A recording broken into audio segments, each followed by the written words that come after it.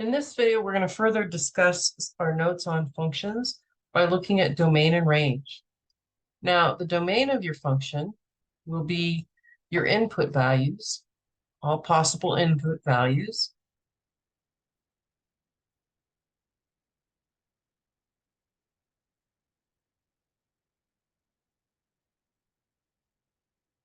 Now, those are usually your x values. And we did a problem looking at the domains in our previous video on notes above. And we listed the domain values there. But when we look at them on graphs and when we look for restrictions in the domain, we list them in intervals. So we'll be looking at that here. Now the range is all the possible y values or output values.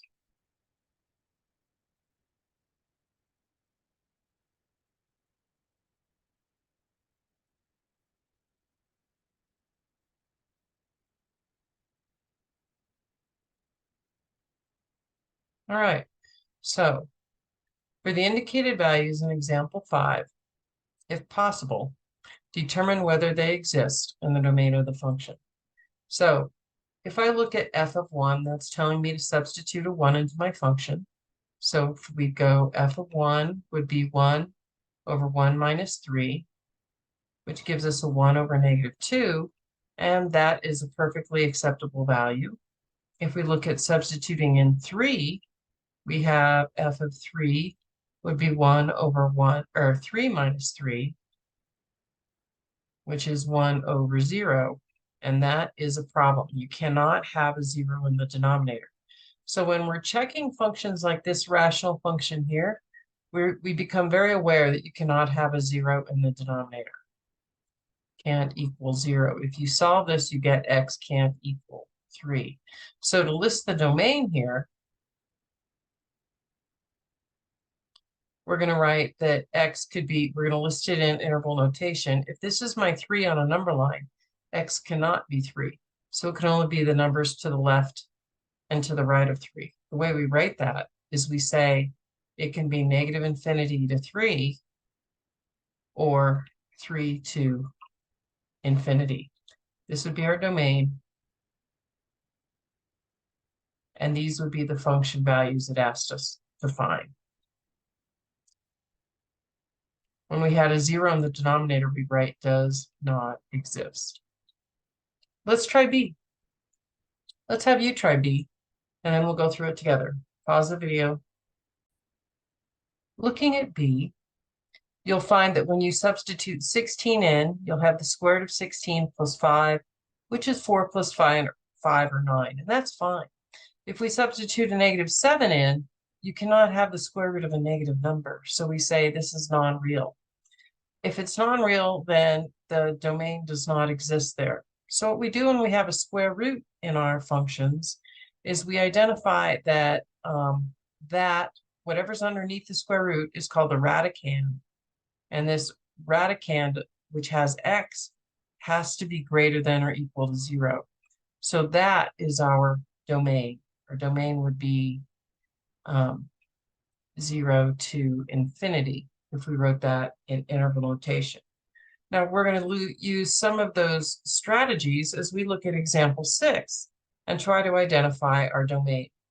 And it tells us explicitly to look for the restrictions of the domain. So what you're going to do is you're going to assume all the values are going to work, the domain is all reals, except in certain values where they cannot exist. If we look at the problem A, we have f of x is 1 over x minus 7. And as we identified above, we know this denominator cannot equal 0. So if we solve this for x, we get that x cannot equal 7. So the way we identify that is we look at a number line, there's 7, it can't be 7, so it's going to be everything except 7, and we write the answer negative infinity to 7 and 7 to infinity. Now on B, we need to do the same thing. We're going to look at the restrictions which will exist in our denominator. In order to do this, we're going to have to factor it. Looking at this denominator, we know it factors to x plus 3 times x minus 1. And we say that cannot equal 0. Well, here we use the zero product rule and say that the only way that this will equal 0 is if this x plus 3 equals 0, or if this x minus 1 equals 0. And we don't want them to equal 0, so we're going to do that. Solving these, we get x can't equal a -3.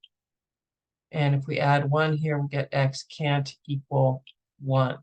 So looking at a number line, I'm going to do this over here. It can't be a -3, and it can't be 1, but it can be less than -3 or in between those two values or greater than 1. So we're going to write our domain down here as a -infinity to -3, -3 to 1, and 1 to infinity. All right, so this was our domain also. Let's look at C. On C, we have x cubed plus the absolute value of x. Now, let's think about this. X cubed, you can put a positive number in there or a negative number in there. X cubed is fine on its own. Let's look at the absolute value of -x, or x. Now, we can put any number in here for x, and the absolute value will make it positive, but we can still put any number in for both of those spots. So our domain is all reals, and there are no restrictions on our domain. Sometimes they write that like this with a funny looking R. All right, let's go on to example D. In example D here, we see we have the cubed root, and it doesn't even say f of x. It should say f of x equals the cubed root of x minus 1. Now, let's think about this. If you have a cubed root, you can have any number under there. Any number, you can put a negative number into a cubed root, a positive number 0, anything works. So, like in C, our domain is going to be all reals. So, part of what you'll need to do for this course is to be able to identify the domain of algebraically defined functions like this. So it's good that we had a little practice. Now, if we go on to example 7, we're going to want to find the domain and range of these graphs.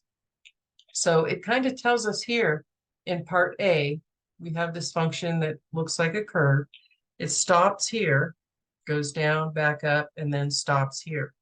So the domain is the possible x values, which appear to go from a -3 to 1. But at a -3, the circle is open. So we're going to say -3, and we're going to use a parentheses instead of a bracket. And then that goes to 1. At 1, we have a closed circle, so the 1 has a bracket around it. This should be an I in there. And then our range, let's see, our range is our y values. And you can see here, the lowest y value is a -4, and the highest y value is a 0. Highest y value is 0. And even though it's open here, it's closed here. It appears to touch at 0. So I would actually say my range goes from a closed -4 to a closed 1. I think they're trying to imply here with the open circle that it's open, but since it has a value of 0 here, when x is 0, I would say our range is -4, -1. Let's look at this parabola. Our domain is our possible x values. Now, this parabola is going to continue to go further to the left and continue to go further to the right. So our domain is going to be all reals. In theoretical parabolas, that's how it works. If we look at our range, that's our y values. Now, the range, you can see these values continue to go down and get further and further negative, but you have no y values above the 4. So the 4 is your highest y value. So our range is going to be -infinity to 4 with a bracket. Problem C seems to work similarly. Let's have you identify the domain and range on C and D, pause the video, and then we'll look at them together. In C, you can see for our domain, it doesn't go any lower than a -11, and it's an open circle at -11. So our domain will go from -11 to infinity, even though it appears to stop at 6, this arrow indicates that it's going to keep going. So our domain would be -11 to infinity with open brackets, or open parentheses. Our range, it appears that this check mark looking function never goes below a -3. So the lowest y value is a -3, but since it does equal a -3, it would be bracketed there. And even though we have an open circle to the left, it appears to keep going up to the right. So our range would be -3 inclusive, but to infinity with a parenthesis. Looking at D, we start here and go down. So the domain is a 0 with a bracket to infinity because you keep going to the right. And your range, see, my range is my y values, and they're going to keep getting further and further negative.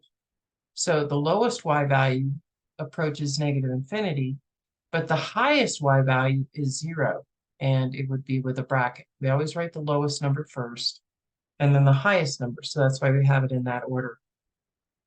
Finally, we're going to look at these last functions that we've identified in your notes.